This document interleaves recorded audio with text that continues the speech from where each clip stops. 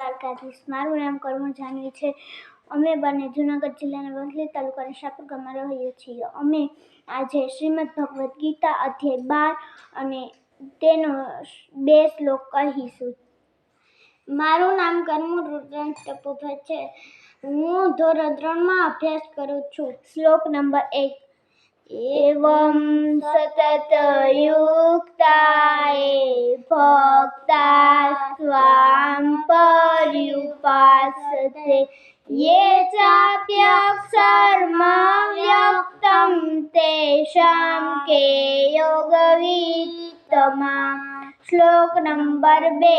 मय्यावेश्य मनो ये नित्ययुक्ता उपासते श्रद्धयाये पर्योपेतास्ते मे युक्तात्मा.